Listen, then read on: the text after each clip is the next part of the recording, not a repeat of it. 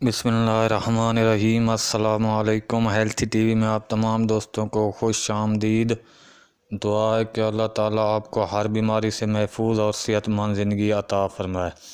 दोस्तों, आज की वीडियो एक ख़ास वीडियो है, इसलिए ऐसे तमाम लोग जिनकी उम्र 15-18 साल से कम है और उसके साथ साथ औरतें ये वीडियो बिल्कुल ना देखें। सिर्फ शादीशुदा हज़रात या जो नामर्द हज़रात हैं या जिनके अज़ीज़ अकारब में कोई नामर्द है तो उनके लिए आज एक ख़ास किस्म की वीडियो लेकर हाज़िर हुआ हूँ।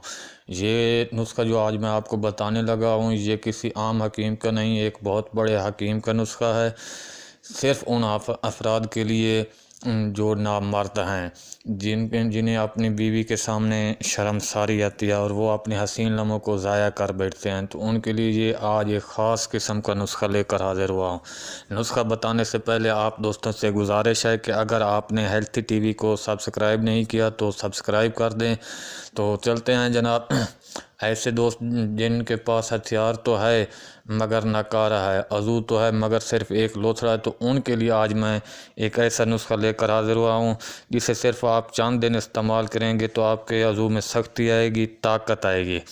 तो सबसे पहले आपने 10 अदद किशमिश के दाने लेने हैं और उनको शहद में भिगो कर रख लेने हैं। सुबह सवेरे आपने कहीं से भी भैंस का कच्चा दूध लेना है, ताज़ा, किसी बर्तन में, ऐसे बर्तन में जिसमें जरासीम दाखिल ना हो, ले आना है। आधा गिलास या गिलास, उसमें आपने 1 चम्मच शहद और 1 चम्मच किशमिश, ये आपने जो रात को आपने भिगो कर रखी होंगी, ये उसमें आपने मिला लेना है और इसको खा लेना है। इंशाल्लाह 10 दिन आपने इस खुराक को इस्तेमाल करना है। इंशाल्लाह पहले दिन ही आपके अज़ू में सख्ती आएगी, ताकत आएगी और आपको फ़र्क महसूस होगा। ये आपने 7 से 8 दिन इस्तेमाल करना है। ये नुस्खा किसी आम हकीम का बताया हुआ नुस्खा नहीं है। ये नुस्खा जनाब हकीम लुकमान का बताया हुआ नुस्खा है और वो चाहते थे कि उनके दौर में कोई नामर्द ना रहे। और ये उन लोगों के लिए है जो 0 पर आएँ और 100 पर आना चाहते हैं जंप लगाकर, तो वो ये नुस्खा इस्तेमाल करें।